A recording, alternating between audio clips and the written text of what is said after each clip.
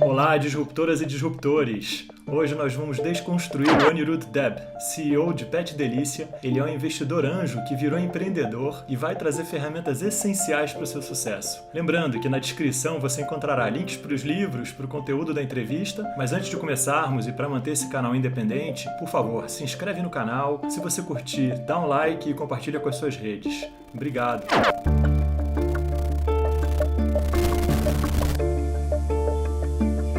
Engenheiro elétrico formado pelo Indian Institute of Technology, Anirudh tem mestrado da Indian School of Business. Ele veio para o Brasil em 2008 sem falar uma palavra de português como diretor de investimentos do Fundo Soberano da Temasek, Singapura. Nessa ocupação, ele participou de investimentos em empresas, levando elas até mesmo ao IPO aqui no Brasil. Em 2011, o Anirudh conheceu os founders da Pet Delícia, se apaixonou pelo conceito da companhia e do produto e liderou um sindicato de investidores anjo para investirem na empresa, e assim ele se tornou um líder anjo. Em 2014, ele decidiu abrir mão de uma carreira promissora em um país estrangeiro e se desligou da Temasek para tocar a Pet Delícia como CEO. Anirudh, vamos lá. Quando eu te conheci, nós estávamos no Vaca Velha, véspera de carnaval, em 2009.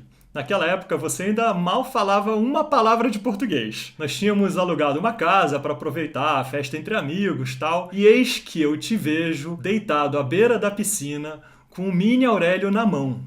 Eu te perguntei, Dude, crazy Indian, what are you doing? E a sua resposta foi, I am reading the dictionary. Can't you see? Cara, ali eu entendi que tinha uma coisa muito diferente com o seu cérebro. Afinal, certamente você já havia enfrentado estatísticas avassaladoras para entrar na Politécnica Indiana. E aí, Anirudh, eu queria te perguntar, como que foi essa ponte que você construiu aqui no Brasil como empreendedor? Como que você decidiu virar empreendedor brasileiro?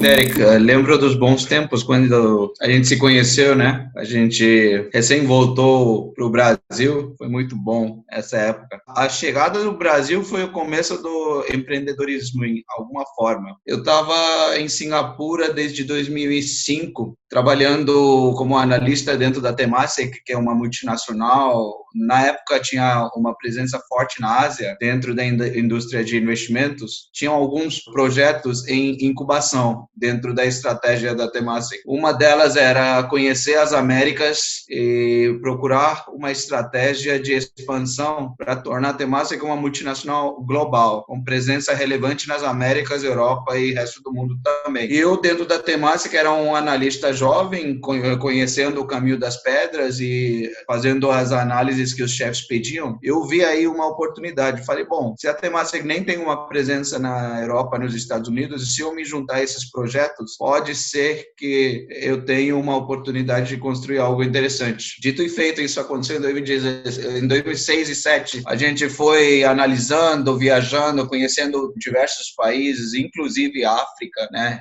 Países como Ghana, aqui na América Latina, Chile, Brasil, México, e tudo isso se tornou um projeto, eventualmente a expansão da Temasek para tornar uma empresa mundial. Eu fiz parte da equipe que incubou o projeto das Américas, que eventualmente, no final de 2007, tornou América Latina. A primeira empreitada nessa região foi no México. Eu fiz parte da equipe que juntou toda a burocracia possível para a startup Temasek no México. E aí, nesse processo, fui conhecendo o Brasil, falei, ok, aqui é uma oportunidade maior. O Brasil é um país mais relevante da América Latina. Eu, Anirudh, com 3 ou 5 anos de carreira, tenho uma oportunidade de startar a Temasek dentro do Brasil. Obviamente, eu veio com toda a bagagem de uma multinacional e cartão, né, que abre portas, muito fácil fazer isso. Mas mesmo assim, começar um escritório de investimento do zero nunca é fácil. Aí eu mais meu chefe, que era um dos diretores principais lá, nós viemos para cá fazer um projeto de start de 1 ano. ano. Isso foi em 2008. Foi assim que eu cheguei no Brasil, com um projeto de um ano de startar, transferir nosso conhecimento para a equipe local e voltar para Singapura. Mas durante esse processo de um ano, eu me apaixonei a ideia de começar as coisas do zero, fazer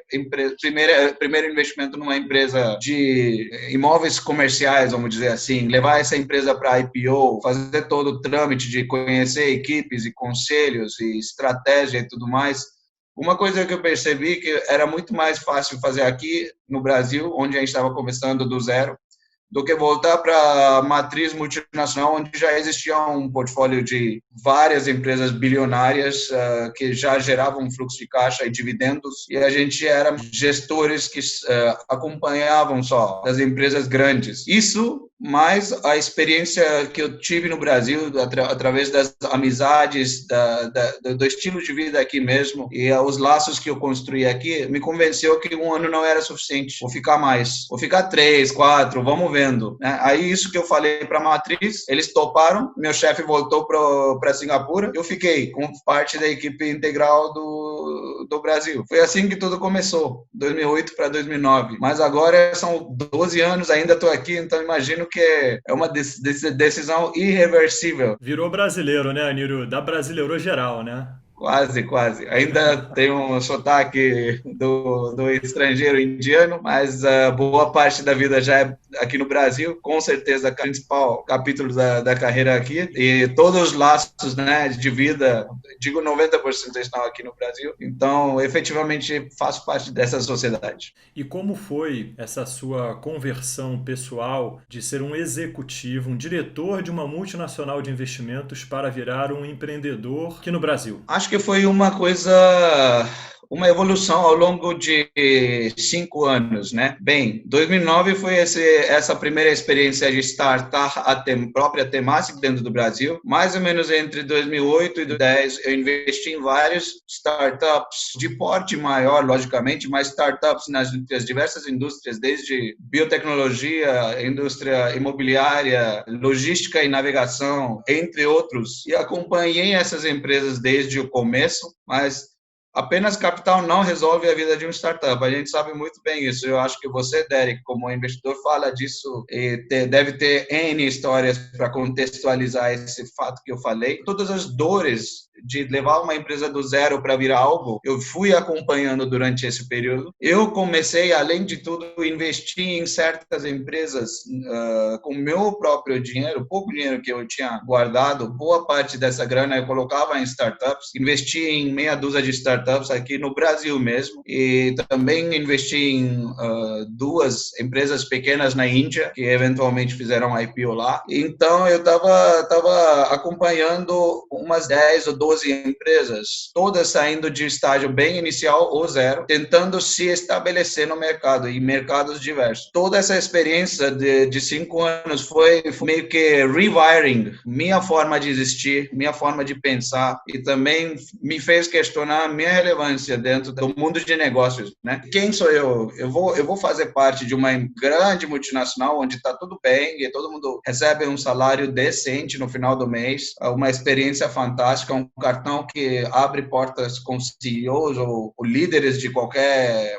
indústria, e tudo é meio que previsível, né? Ou aproveitar toda aquela experiência de uma década e transferir essa experiência para pequenas ideias ou pequenos movimentos, vamos dizer, para ver se a gente consegue construir alguma coisa que de fato vai tornar no futuro um gerador de oportunidades. E eu sempre, desde o começo da minha carreira, me vi nesse segundo papel. O momento era quando. A ideia era transferir esse conhecimento, a experiência, para construir algo que gere oportunidades para uma parte, pequena que seja, da sociedade. Então, era inevitável, e quando as coisas foram acontecendo entre 2011 e 2014, dentro dessas meia dúzia de empresas que eu investi, eu fui muito envolvido nas rodadas de captação que levou a Pet Delícia até o ponto de partida, que era o lançamento da linha de produtos que lançamos em 2014.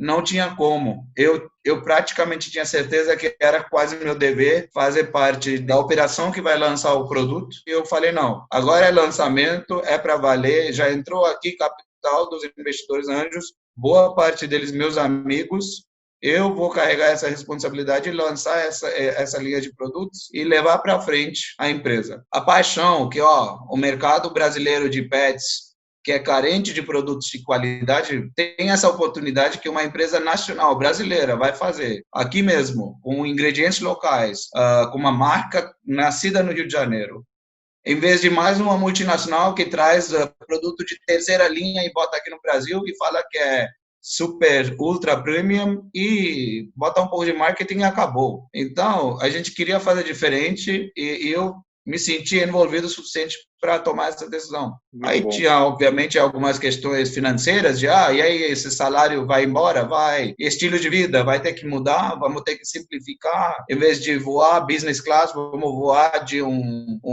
ônibus, né, Red Eye, que vai de São Paulo para o Rio em 7 horas. Vamos fazer tudo isso. Já começamos do zero no passado na vida, vamos fazer isso agora. E vamos ver qual é a experiência, né? Mudar essas coisas, sair da zona do conforto também ajuda muito.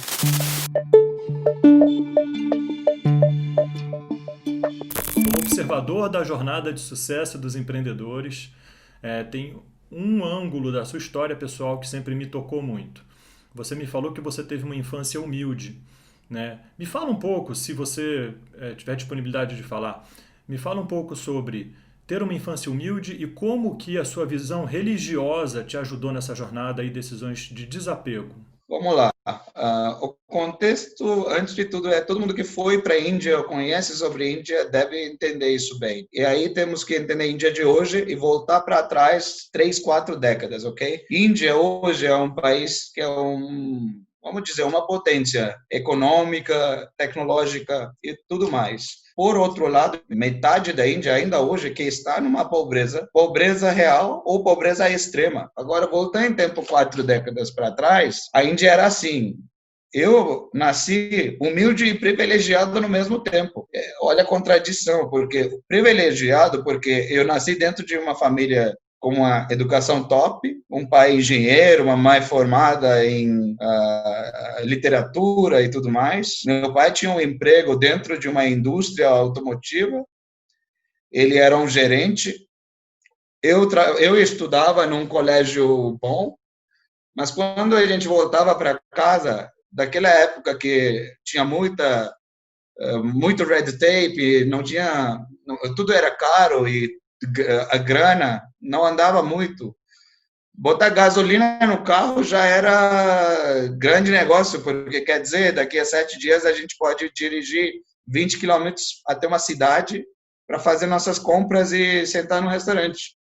Essa era a realidade da classe média alta da Índia. A classe média alta da Índia vivia assim, com estudo bom, aprendendo inglês, com perspectiva de estudar medicina, engenharia ou ciências, mas em casa era coisa simples. Vamos jogar cricket na rua, vamos comer bem, vamos estudar, vamos ter como comprar farmácia. Se fez isso, já está ótimo.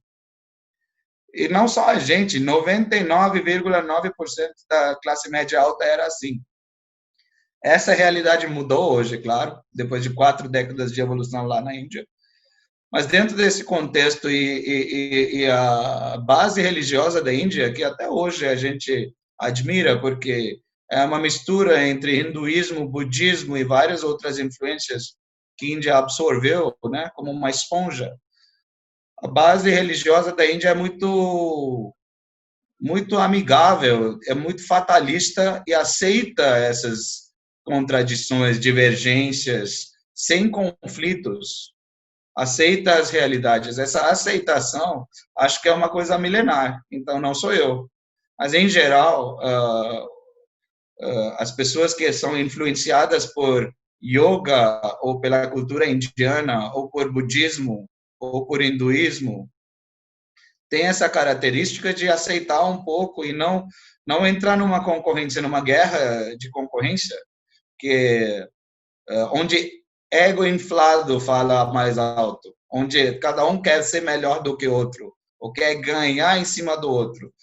Então, é desestimular essas tendências. E eu também faço parte dessa filosofia de aceitar, de andar em grupo, de construir times, de considerar, respeitar os pares. Por exemplo, se você, Derek, me ligue e me fale algo sobre a peste delícia, eu tenho ciência que eu estou dentro de casa e talvez eu conheça por mais perto os detalhes para ter uma opinião própria, mas eu tenho ciência também que você é uma pessoa iluminada e tem uma opinião importante, eu devo ouvir, absorver e triangular entre sua opinião e minha. Essa humildade nós temos que ter.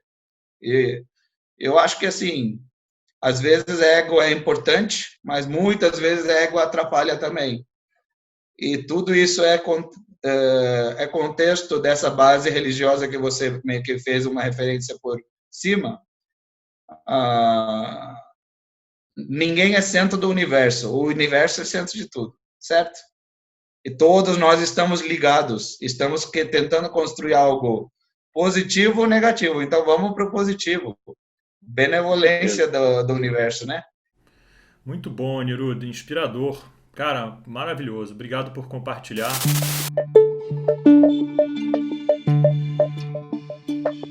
Eu tenho tido a oportunidade de observar muitos empreendedores e a palavra aceitação hoje, ela está muito forte, né, na sociedade inteira. E Anirudh, apesar de você ter um lado inspirador, você também tem um lado de muita competência. Quando você investiu na Pet Delícia, eu não tenho dúvida que você olhou duas coisas: tamanho de mercado e a capacidade daquele produto virar um mainstream. Como que era a sua visão na época e como está isso hoje? Acho que são duas coisas extremamente importantes para olhar, além de um terceiro, que é DNA do grupo que vai executar, né? A equipe, que é tudo também. Voltando para tamanho do mercado e potencial do produto. Eu analisei o mercado pet brasileiro, como qualquer um de nós faria. O tamanho do mercado em termos de número de pets, o fato de pets crescendo, a relevância do pet dentro da família. Esse terceiro ponto se tornou mais importante na minha avaliação. Porque é um fato ter um ou dois pets em casa, no quintal da casa, onde ele é mais ou menos um cão de guarda, como foi na década de 90. E outro fato é ter um gato ou um cão dentro de um apartamento, dentro de uma convivência ultra-urbana, onde tem condomínio, apartamento, elevador, e o cão, o gato, literalmente mora com a gente dentro do apartamento, vai para o quarto, sobe na cama, faz carinho igual um dos 4, 5 membros da família.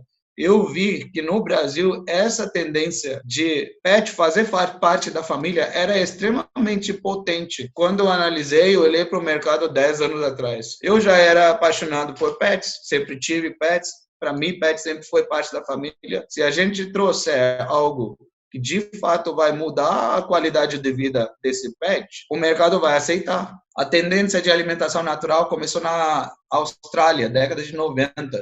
10 anos depois, todo esse mundo desenvolvido já aceitou que a alimentação natural veio para ficar. Não era só da ração seca industrializada, ultra industrializada como única opção. Aí, 10 anos para frente, 2010, alimento natural virou core em todos esses mercados. No Brasil, ainda nada. E toda essa ciência por trás quer dizer que existe algo que realmente faz diferença para a qualidade de vida do pet. Então, vamos estudar, vamos traduzir, vamos trazer para cá e vamos ver, fazer pequenos testes. Meu sócio, o fundador, Jorg, junto com a Roberta, a fundadora nossa, eles fizeram um teste protótipo fantástico, porque eles tiveram a iniciativa de fazer marmita em casa, congelavam, levavam para clientes um por um em Copacabana, a aceitação era muito boa. Então, para mim, duas coisas bateram lá. O mercado, né? O tamanho do mercado, não só em termos de números de pets, mas a tendência de aceitação do pet na família e a aceitação dessas marmitas congeladas, zero escalável, mas marmitas congeladas, na mão de 20, 30 famílias, todos, ou não todos, mas 90% deles gostando do que a gente fez. E uma ciência forte por trás que garantia a saúde do animal. Quando eu juntei tudo isso, eu falei, não, vamos investir, vamos desenvolver produto shelf stable, 100% natural, em latas bonitas, e vamos colocar nos pet shops. Demorou 3 anos para a gente fazer esse caminho, para o Jorgen fazer centenas de testes até dar certo. Em 2014, a gente estava pronto para lançar a linha de produtos. Foi isso. Que legal, que legal. E aí, você falou dois assuntos pertinentes ao produto que eu queria ouvir de você. Um é a comida ultra industrializada e os efeitos para os seus queridos cãezinhos ou gatinhos, né, para os seus pets. E o outro é a transferência de hábitos familiares para o pet. Sobre industrialização, tudo tem seu motivo. E quando grande indústria alimentar foi desenvolvendo sua cadeia pós-guerra, né, durante as décadas de 50 e daí para frente, sempre dentro da cadeia alimentar humana tinha subprodutos, que era o resto. Era bagaça, era osso, era sangue. E a indústria alimentar precisava dar um destino para todos esses subprodutos. E eles desenvolveram essa tecnologia de industrialização, que eles podiam converter tudo isso em misturas balanceadas e utilizar um processo industrial de extrusão para converter em ração. E ao longo do tempo se tornou um grande negócio com marcas fortes, com publicidade, mostrava cães e gatos bonitos e com pelagem fantástica e tudo mais, né? E falar dos benefícios da ciência por trás, porque sempre dá para equilibrar bem os nutrientes, mesmo utilizando subprodutos. Agora, a possibilidade de trazer o pet para hábitos humanos existiu, mas estava meio que reprimido um pouco. Até começou essa nova tendência, porque cada ação tem sua reação. Mas justamente quando a ração seca industrial estava dominando o mundo na década de 90, surgiram alguns veterinários, falaram, não, mas espera aí, vamos fazer diferente, vamos fazer aqui um prato feito, balanceado, com ingredientes de qualidade e balancear isso com toda a ciência e ver o que acontece. Essa tendência começou. Isso aí começou a dar certo também, e aos poucos, aí que surge um novo movimento de transferir os hábitos de alimentação da família para o pet também. Hoje, 3 décadas depois, aquele movimento, a tendência inicial, hoje virou uma tendência sem freio, né? Apesar de não ter a mesma eficiência calórica que uma ração pode ter. Coexistência dessas duas tendências. E a Pet Delícia faz muito isso. A gente nunca critica outras formas de oferecer alimentos para os pets. A gente acredita nessa coexistência e a gente faz nosso papel de mostrar os benefícios do alimento natural e que o alimento natural também pode fazer parte do cardápio do pet. Muito interessante. É curioso porque a minha decisão de chamar você para conversar não é só porque eu acho que você é um cara extraordinário. Eu falo isso, pô, de peito aberto, a gente já se conhece há muito tempo. Acho que principalmente as palavras que você compartilhou no começo dessa conversa são essenciais para o empreendedor. Mas eu te trouxe para conversar porque eu acho que você está num super disruption na indústria. Entendeu? Acho que os produtos precisam coexistir, mas é uma prateleira que quando você viaja, você vê o tamanho e a presença dela nos países desenvolvidos, onde a renda per capita é maior, e assim, eu acredito que conforme ocorrer a expansão de renda per capita brasileira, você vai ter aquela decisão, poxa, tô ganhando bem, tá sobrando dinheirinho, deixa eu fazer um agrado pro meu cãozinho.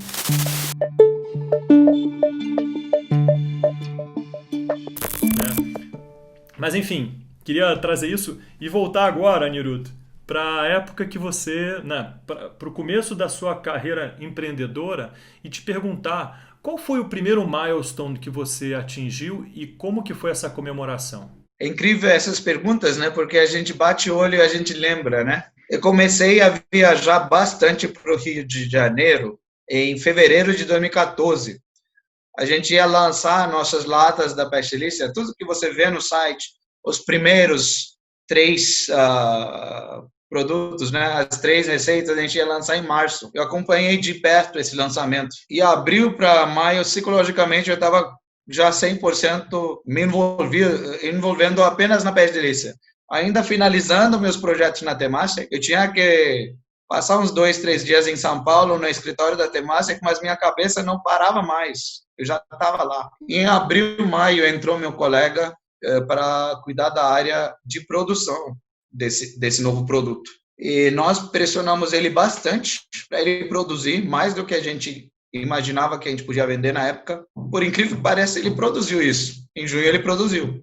Então, de repente, a gente tinha 5 toneladas de um produto que a gente nunca vendeu na vida, porque só lançamos em março, e a gente não sabia para quem vender. Aí sim eu comecei a fazer uma coisa simples. Eu pegava uma caixa, eu levava essa caixa comigo para alguns pet shops em São Paulo e mostrava para eles. Durante 2, 3 semanas a gente tomou não, né? Não é a coisa mais fácil que a gente toma. Mas não é só questão de 3 semanas, era 100 nãos, um depois do outro. E eu lá, pensando, eu com essa caixa de produtos no meu carro, tomei 100 nãos, uma depois da outra, acabei de largar meu emprego, lancei esse produto, temos 5 toneladas disso lá atrás, cada uma caixa dá 4 quilos, só para você ter uma noção. Eu estava tentando vender 4 quilos de produto. E aí, primeira coisa eu fiz foi, liguei para lá e falei, Robson, para de produzir, não vai produzir mais. E na quarta semana conseguimos vender aqui em Moema, em 2 pet shops, e não só vendemos uma caixa, vendemos 10 caixas. Esse foi o milestone, porque na semana seguinte a gente viu clientes comprando e gostando. Aí sim eu soube que, toda aquela tese, né, não é só uma ideia na nuvem, é algo real, está acontecendo. Nesse momento, sim, paramos um pouco, sentamos, comemoramos, foi nada demais. Na esquina de rua onde a gente trabalha lá no Rio tem um boteco. O Rio é famoso por isso, boteco de rua. Sentamos lá nas cadeiras na calçada mesmo e tomamos nossa cerveja. Dividimos em copos pequenos, tomamos. Mas foi a melhor comemoração, eu acho. Até hoje a gente faz, na verdade, o milestone muda, mas a comemoração é a mesma. É isso aí. Esquina, boteco, cervejinha, é coisa simples. Uma coisa na Pet Delícia, não tem muito luxo, não. É uma empresa de simplicidade. Então, até na comemoração, a gente manter uma certa simplicidade.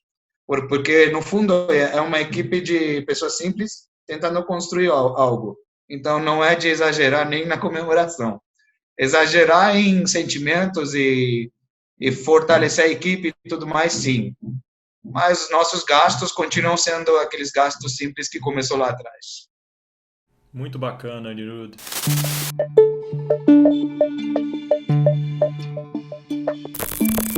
Assim, eu acho que você já respondeu essa minha curiosidade, mas teve algum momento que você realmente encerrou esse período de lua de mel, de virar empreendedor e falou, cara, isso aqui é muito difícil? Eu acho que os primeiros 6 meses foram extremamente difíceis para a gente. Quando eu cheguei lá, existe um atrito entre the other founder, né, o fundador que trouxe apenas capital, e the real founder, o fundador que trouxe a ideia. Uhum. Então, existe um tripé aí. O que é mais importante? Capital, execução, ideia. Eu representava capital, porque vocês, meus amigos, investiram confiando na minha palavra, na minha tese, vamos dizer assim. Então, eu representava um grupo de investidores lá dentro da empresa, desde o começo da empresa. Meu sócio, ele sim foi inovador, a ideia foi 100% dele, nós acreditamos e levamos para frente a ideia dele, ele tem 100% do crédito disso. Na hora de lançar os produtos, eu larguei meu emprego, quer dizer, eu estava lá para também fazer parte da execução. Existia um atrito natural entre o fundador original e o other founder, o fundador que veio porque trouxe capital e eventualmente se tornou parte da equipe. Isso acontece em centenas de empresas no mundo inteiro, né?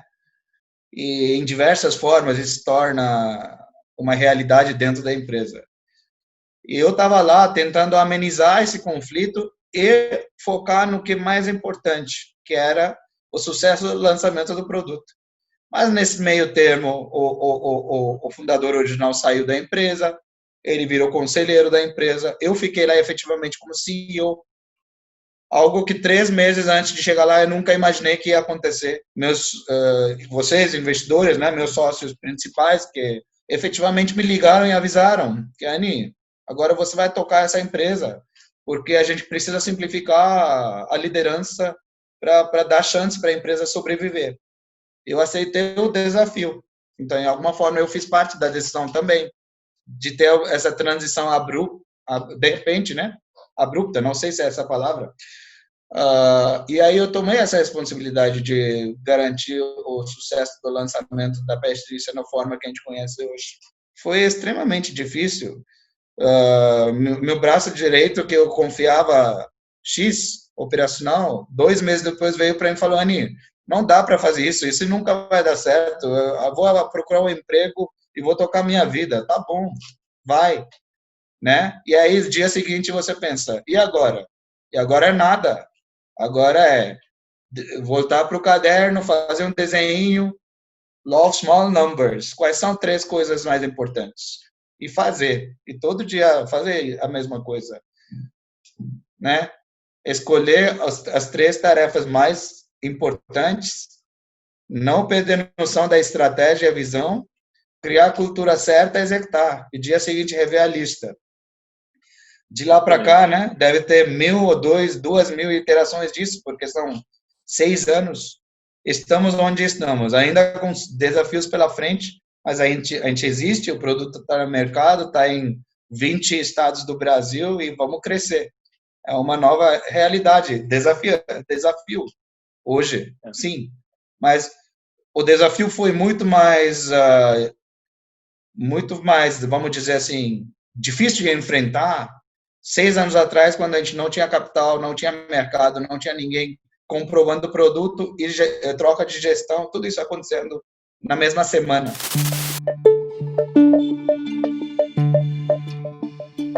E, Anirudh, você falou um assunto que me interessa muito e eu acho que passa um pouco pelo profiling dos empreendedores. Existem founders que sabem crescer o negócio com o capital de terceiros e existem founders que sabem rentabilizar o negócio para então crescer. O fato é que quando a gente compara com empresas tecnológicas, Pet Delícia tem uma dificuldade maior porque ela tem uma operação industrial. Me fala um pouco, né, desse colchão curto que vocês enfrentam e como que você trabalha esse assunto internamente. Acho que é um ponto muito importante no Brasil, porque no Brasil capital nunca foi uma questão fácil para os empreendedores, né? Nunca foi. Juros altos, então, se tomou dívida, já vai pagar, no mínimo vai pagar juros altos. Começa por aí. Capital de private equity e IPO para pouca gente. No Brasil só deve ter 500 a 1.000 empresas IPO. A private equity procura empresas já com centenas de milhões de reais de faturamento, para daí para frente dar o passo para levar para o IPO. Mas como que a gente chega de 1 milhão de reais para 100 milhões de reais? Eis a questão. Graças ao mercado, o boom de venture capital dos Estados Unidos e essa tendência chegando até a América Latina com um dos polos de inovação do mundo, o Brasil conseguiu quebrar essa barreira através do capital venture capital, do qual o Indicator e você, Derek, faz parte. E isso aí se tornou uma tendência de criação de valor e criação de novas tendências no Brasil, principalmente, e no mundo inteiro, né? Então, disrupção de verdade, através de tecnologia, recebeu capital do Venture Capital. Na Pet Delícia, últimos 9 anos, quase 10 anos, eu estou captando para a Pet Delícia em portes pequenos, porque eu nunca consegui convencer um fundo de private equity que a gente tinha a escala que eles querem. E o venture capital que investe em tecnologia soft, né, online, vamos dizer, tecnologia online, não é relevante para ele uma empresa industrial. Então, esse capital, esse fundo de investimento de risco que investe em bens de consumo, e não existe hoje no Brasil, as empresas pequenas, eu vejo, estão fazendo como? Inclusive a Pet Delícia. Fomos atrás de investidores anjos. Friends and Family, famoso Friends Family. Eu chamo Friends, Fool and Family. Né? Fool sou eu. Então, eu coloco todo o meu capital que eu consigo achar em qualquer lugar, dentro das minhas contas bancárias, o resto de tudo, eu coloco na Pet Delícia. Eu me paguei para o Labore semana passada. Semana que vem vou botar tudo que tem na minha conta na Pet Delícia. Até hoje funciona assim.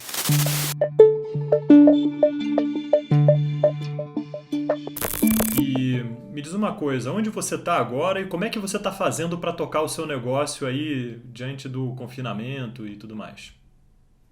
Esse confinamento foi uma grande lição para toda a sociedade, né?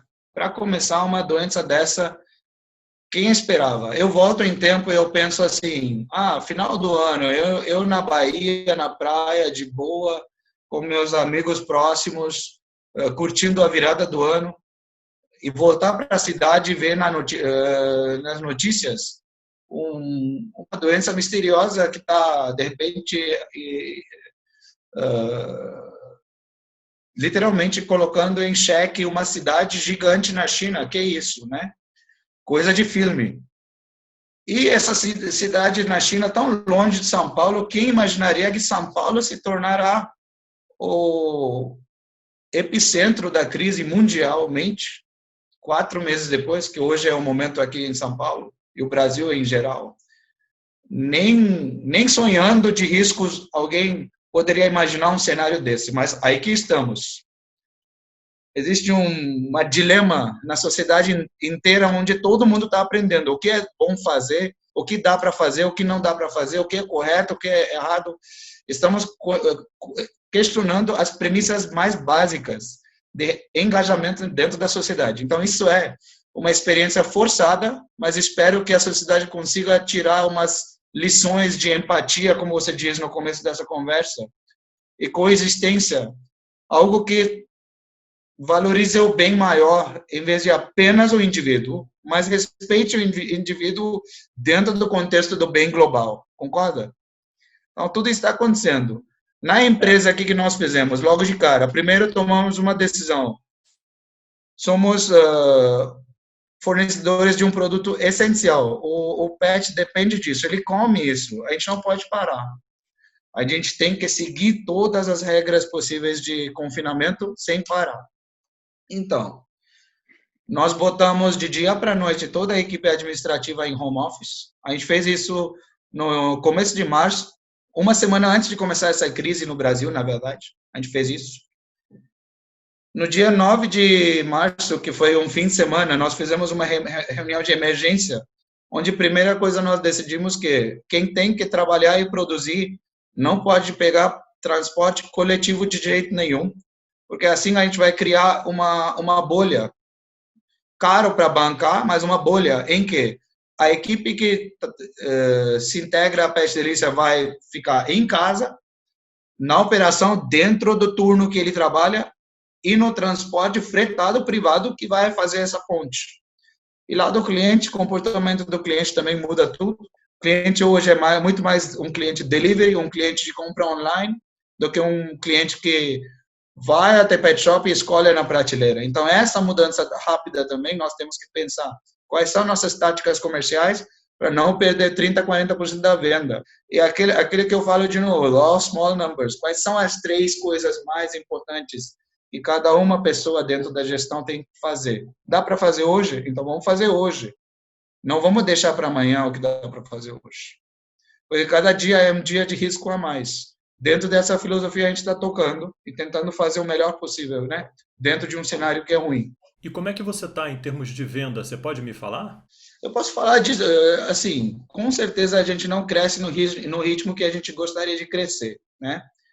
Mas se eu olho minhas vendas, eu me considero satisfeito e eu agradeço muito o mercado por aceitar a Pet Delícia. Apesar de não ter contato com os pet shops, as pessoas, imagino eu, lembram da Pet Delícia e continuam recomprando Pet Delícia. Por isso a gente vende, né? Então a gente está crescendo de forma lenta, mas estamos crescendo. As vendas continuam todo dia. Eu vejo os grupos de venda aqui, cada hora tem venda. Então estamos vendendo e crescendo. Mas a gente está crescendo num ritmo muito menor do que a gente crescia antes da crise. Mas você cresce agora na crise, você não diminuiu vendas. A Pet Delícia cresce, comparado com o ano passado, até cresce num ritmo relevante. E comparado com o primeiro trimestre, continua crescendo de forma lenta no segundo trimestre. Isso é muito, muito crítico para a gente, porque a gente entrou na crise com uma base que já crescia, e dentro da crise estamos crescendo de uma forma lenta. Crescer lento não é bom para nenhuma empresa pequena, mas crescer de forma lenta dentro de uma crise é relevante, porque nós faz forte, junta a equipe, faz a equipe acreditar no que a gente está fazendo. A gente deixa essa empresa mais resiliente por tudo que tem por vir no futuro. E dá para a gente essa sensação que se a gente trabalhar com a mesma garra e honestidade, e continuar trabalhando com esse produto de qualidade, quando tudo isso passar, vai ter um momento melhor, né? Existe um luz no final do túnel, mas atender nossos clientes de melhor forma possível, sempre com empatia, entendendo o momento difícil do pet shop, que hoje não tem como receber as pessoas. Agora, tem um aprendizado bem interessante dessa crise para vocês, né? Porque uma das grandes questões é, quando tudo vai bem, se compra arroz e feijão e se compra picanha. Quando tudo vai mal, você corta a picanha. Pelo visto, isso não aconteceu com o seu produto. Eu tenho essa opinião que a Pet Delícia hoje, para quem já utilizou e já entendeu o benefício que essa alimentação natural faz para seu pet, a Pet Delícia se tornou essencial. Por quê? Porque aquela parte do prato, do cardápio do pet, que traz para o pet alegria, né? De sorrir, de fazer festa na hora de se alimentar, e que traz saúde, de manter esse pet alegre, cheio de energia, saudável. Então, a família sempre vai lembrar desses fatores importantes, porque os clientes enxergam esse valor na hora que eles incluem Pet Delícia na refeição do seu pet. É incrível. Isso não tem palavras, né? Tão gratificante, né? Com certeza, é muito gratificante. E acho que em qualquer empresa pequena, quando a gente trabalha com um empreendedor, esse tipo de sentimento domina, dá força para a gente acordar todo dia e enfrentar todos os desafios, porque a gente sabe que no final das contas a gente vai levar para o mundo uma expressão dos valores que a gente faz através do produto ou serviço que a gente oferece. É, sem dúvida. Sem dúvida.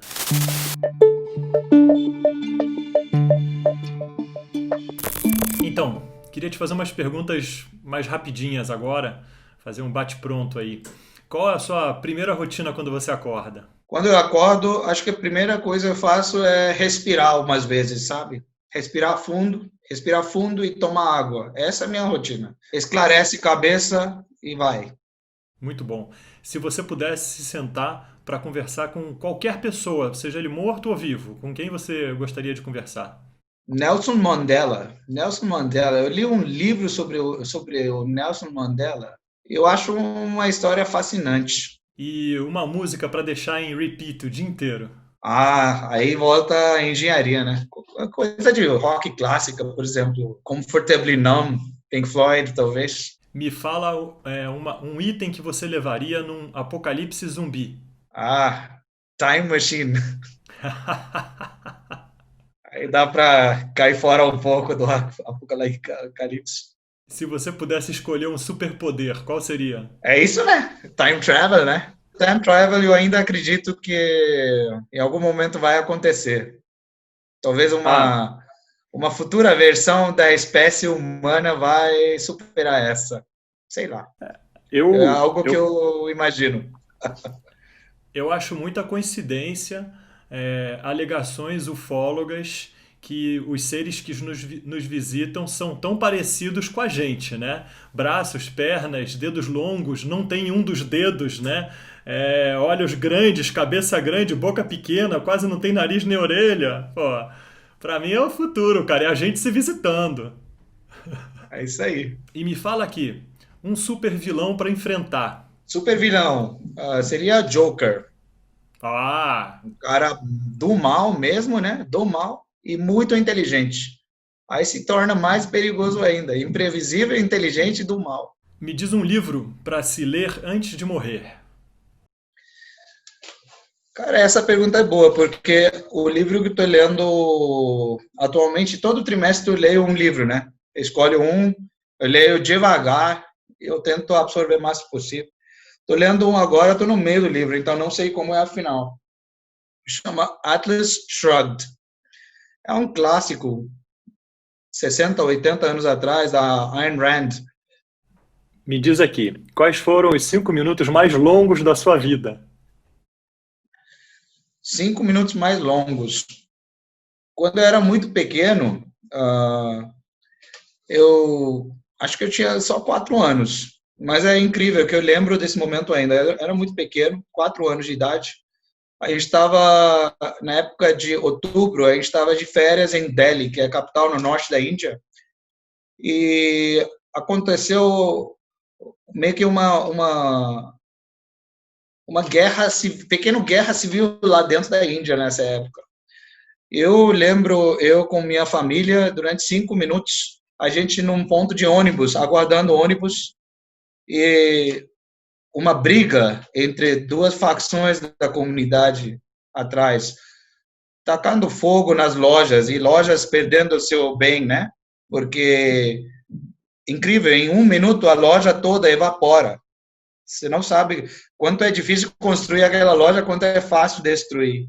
E eu lembro isso acontecendo durante os minutos que não passavam, até a gente conseguir entrar no ônibus e ir para casa. E isso aí, acho que nada supera essa experiência. Foi muito, muito ruim e muito longo passar por essa experiência. E até eu, com consciência de uma criança de 4 anos, entendi que era algo negativo e até hoje lembro disso. Nossa, sinistro. É, E se você pudesse ser lembrado por uma coisa eternamente, qual seria? Ou um feito? acho que é difícil isso acontecer, né? Mas ter apoiado em construir fortes equipes e essas pessoas seguirem para frente, realizar coisas boas, seria Se o seu melhor amigo fosse te descrever através de uma palavra, qual seria essa palavra? simples, de boa, algo assim, talvez. É, eu também usaria ela, cara. O Aniruda é de boa. Simplão, cara. Você é uma inspiração de simplicidade. E para fechar aqui, em que momento você sente que você está sendo a melhor versão de si mesmo? Acho que na hora de tomar decisão, porque eu acho que não necessariamente uma decisão é correta ou errada. A decisão é aquela decisão que você tomou naquele momento com aquelas informações que tem. Tomar decisão com aquela regra de 80-20, 80% das informações mais relevantes, deixar de olhar para pegar aquele resto 20, que provavelmente vai demorar 10 vezes mais em tempo. Tomar decisão é acreditar e seguir a partir do momento que decidiu. Porque eu acho que indecisão causa atrasos fatais na vida de uma pessoa ou de uma empresa. Então, quando eu tomo decisão, eu me sinto bem. Eu vejo que é a minha maior contribuição dentro da equipe que eu faço, é ajudar a equipe e falar, galera, agora é time out, agora vamos decidir, a decisão é essa. Tudo bem? Tudo bem. Segue. Isso dá conforto para o grupo também, porque todo mundo no grupo, na sala, sabe que o Ani vai calibrar esse momento. Então, eles conseguem trabalhar com uma certa leveza, sem pressão, porque eles sabem que eu vou entrar com esse momento de decidir. Eu posso até colocar em votação, eu posso seguir o voto, eu posso ser contraditado, vamos dizer assim. Eu posso mudar minha decisão baseada na opinião dos outros, mas eu faço isso de uma forma que flui bem. Eu me sinto confortável na hora de fazer isso e eu sei que é importante fazer isso. Certo ou errado, dá para corrigir 6 horas depois, não tem problema. Mas decidiu, já tirou um peso das costas do todo o grupo. E essa é a minha contribuição. Isso que ajuda a equipe a avançar cada 6 horas. Sim, sim, sem dúvida. É, cara, para a gente caminhar para a finalização, eu queria te pedir, Anirudh, para deixar uma mensagem para os empreendedores que estão na vanguarda hoje. Para todo mundo que tem paixão por algum empreendimento, então se prepare bem, emocionalmente, mais do que tudo, financeiramente também. Procure falar com muita gente que a gente acredita que tem algo a contribuir, tem a bagagem, a experiência, é bom aprender da experiência, conhecimento e inteligência dos outros, que a gente respeita. Mas no final das contas, a decisão você vai tomar. E tome essa decisão quando você tem certeza que essa é a experiência que você quer pela vida, porque fácil não vai ser, mas pode ser extremamente gratificante e muito mais caso você escolha uma jornada que você realmente acredita com toda a paixão. Essa é a minha sugestão sobre como começar. E uma vez entrou na jornada, eu acho que 2 ou 3 coisas. Primeira coisa, equipe. Procure gente muito capaz de fazer, com cabeça certa, cultura certa e algum talento, né? Então, uma equipe muito boa. Chefe, no final, é cliente. Então, ouça muito o cliente tem a dizer e procure mentoria através dos seus investidores, seus amigos, pessoas que podem te orientar durante a jornada, porque a jornada em si vai ter momentos bem solos, assim, sozinhos. Vai ter momentos em que não tem ninguém em volta, você está aí sozinho, e o momento não é fácil. Momento feliz e fácil sozinho até dá. Imaginem momentos difíceis e sozinhos, vai ter. Então, se mantenha forte fisicamente, de saúde, psicologicamente, e segue. Não precisa ter aquele grande resultado de sucesso que, né, a gente vê Steve Jobs. Steve Jobs não é definição de sucesso para todo mundo. Para alguém, pode ser aquela hamburgueria que tem 20 pessoas fiéis e um burger que vai de delivery para casas no bairro e todo mundo fala bem daquele burger. Isso pode ser definição de sucesso. É tão relevante quanto iPhone ou burgueria que faz burger bem. São definições diferentes de sucesso. Os dois, para mim, são sucessos independentes de um ou outro. Então, em vez de manchete, vamos procurar o que faz sentido para nós, né? Cada empreendedor tem seu ideal. Procure seu ideal, e não o que a gente vê no filme, ou no jornal, ou no livro. Excelente, Anirudh. Obrigado pelas palavras.